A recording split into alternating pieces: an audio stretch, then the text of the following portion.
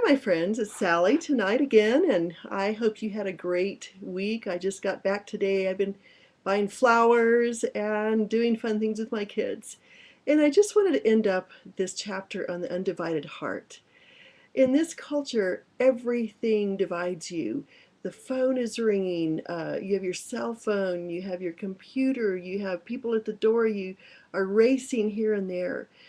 And there's something as I look back now on my life of realizing that at the point at which I wrote the chapter about when my kids were all 5, 2.5, and 6 months, and I realized I was just waiting for this stage to be over, waiting for this stage to be over. I was kind of planning that someday in the future I would live my life. And when I finally realized this is God's will for me, that my heart needs to be focused on accepting my children, raising godly children as the best design, as a part of His will. And that I was doing this not, it wasn't just some kind of a parenting choice or educational choice, but when I came to the conclusion that God wanted me to have a unified, focused, submissive heart to accepting my children as His will for my life and nurturing and shaping them as His best will for my life. I submitted myself. I said, I am your girl. I told you I would follow you, so I will even follow you in accepting the limitations of my life right now by raising for your glory the best kids that I could ever raise. When I accepted that and my heart was focused, I began to see that I started falling in love with my children even more than I ever had. I didn't struggle anymore.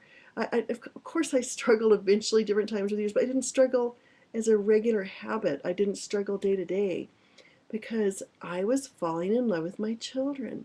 I was seeing opportunities to influence them and to do great things. And I can't tell you how much now I am so grateful that God showed me how not to divide my heart. You know how it says in Scripture that you can't serve God and mammon. You can't serve the world and your family. You can't serve two different goals. My children are not perfect, and Clay and I are not perfect, but one of the delights of my life is just being best friends with these children who've grown into fine adults. This week I was dressing Joy up. She had to wear a suit and she had to prepare a talk because she was going to be going to the legislative committee in Denver, to the Capitol, to help give a defense for the family with a couple of other speech and debate students. And it was so much fun seeing her heart and where she is and that she's grown and she perceives herself as a leader. Sarah just got back from Oxford. She did high honors there. She loves the Lord. She wants to influence academia for the glory of the Lord. She said, Mom, if God doesn't bring me a husband right now, how can I use everything I know for His glory? My son Joel has been a real blessing. He's helped us for the past 3 months while Clay has had surgery and my mom died and we needed help at our conferences. He has filled in the gaps. We've had so much fun. He's prayed for me. He's helped me. He's blessed me. And now he's going to be getting his master's as a composer at Denver University. And sweet Nathan, that many of you all know, is an actor in Hollywood, and he's writing a blog for moms, and he's working on his second book, and he really loves the Lord. And he's in a small group in a church, and he just says, Mom, God is blessing me little by little. But I realized that the work is so satisfying because these children grew up to become my best friends. They're the best work I'll ever do, but they also love me back and they give me a sense of history and completeness. God's will is good and it's perfect, and God's will satisfies your heart.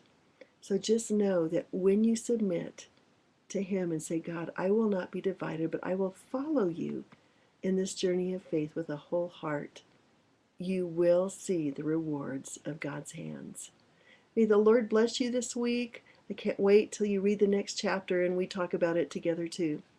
Lord, bless these precious, precious women. Give them wisdom, insight, unconditional love, strength, and a good night of sleep. Bye. Thanks so much for listening to me.